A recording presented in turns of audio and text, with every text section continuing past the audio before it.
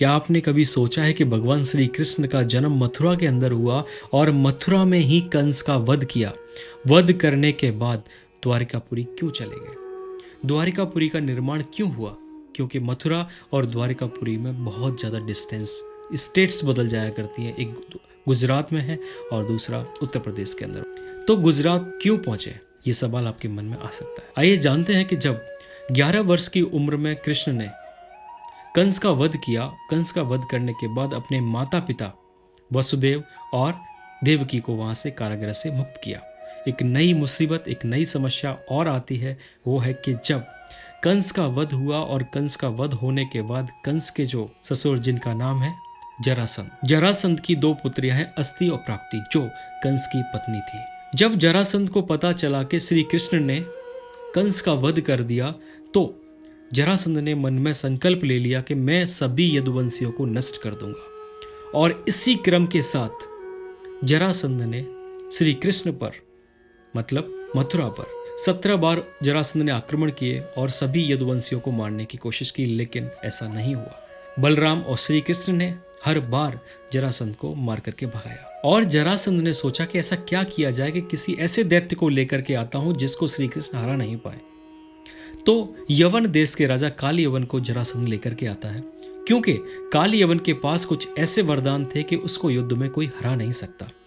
भगवान श्री कृष्ण जानते थे कि काल यवन को तो मैं अपने सुदर्शन चक्र से भी नहीं नष्ट कर पाऊंगा। काल यवन जब मथुरा पर चढ़ाई करने की तैयारी करने लगा, भगवान श्री कृष्ण ने विश्वकर्मा को बुला करके कहा कि समुद्र के अंदर एक अच्छा सा नगरी का निर्माण करो।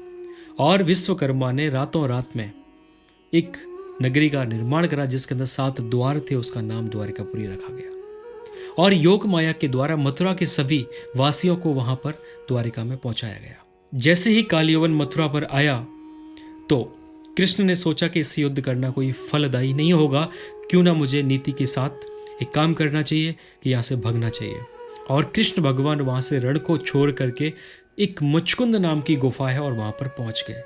जैसे ही भगवान यहाँ से छोड़ करके मचकुंद पहुँचे तो भगवान को रणछोड़ भी कहा जाता है, आप जानते होंगे। और जैसे ही भगवान मचकुंद नाम की गुफा में पहुँचे और वहाँ पर एक मचकुंद नाम के राजा सोए हुए हैं, उनको वरदान था कि कोई भी अगर आकर के आपकी नींद को खोलेगा तो वो आपकी आंखों की दृष्टि से भस्म हो जाएगा। और जैसे ही काल यवन अंदर गुफा में आया तो उसने देखा कि ये श्री कृष्ण यहाँ सोए हुए हैं, दुपट्टा पीताम्बरी डाले हुए हैं। और ऐसा देख करके श्री कृष्ण समझ करके उसने जो पीताम्बरी उठाई और उसी समय मुचकुंद नाम के राजा की आंखें खुल गई, नींद खुल गई। जैसे ही आंखें खुली, वो दृष्टि सीधे की सीधे काल यवन के ऊपर जब गई तो काल यवन जल करके भस्म हो गया, क्योंकि श्री कृष्ण उसको अपने सुदर्शन चक्र से नहीं मार सकते थे। और इस प्रकार से काल यवन नष्ट हुआ, जरासंध का वध हुआ।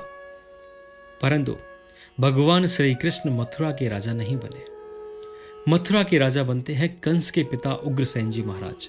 और भगवान श्री कृष्ण उग्रसेन जी महाराज को मथुरा का राजा बना करके खुद द्वारिकापुरी चले जाते हैं। इस प्रकार से द्वारिकापुरी का निर्माण हुआ ताकि सभी मथुरा वासियों को बचाया जा सके। कृष्ण की नीतियां अद्वितीय है। भगवान श्री कृष्ण ने 11 वर्ष की उम्र में कंस का वध किया, 17 बार जरासंध से युद्ध किए और नीति के द्वारा काल यवन का वध मुचकुंद नाम के राजा से करा दिया और साथ में द्वारिकापुरी का निर्माण हुआ। इन बातों से समझ में आता है कि भगवान श्री कृष्ण भगवान ही नहीं, अब तो एक अद्वितीय राजनीतिज्ञ, एक अच्छे नीतिज्ञ भी थे। इस प्रकार से अगर ये वीडियो आपको समझ में आई, आपको अच्छा लगा और कुछ नया सीखने को मिला, तो इस वीडियो को लाइक, शेयर और ऐसे ही आने वाली वीडियो के लिए चैनल को सब्सक्राइब जरूर करना। जय श्री कृष्ण।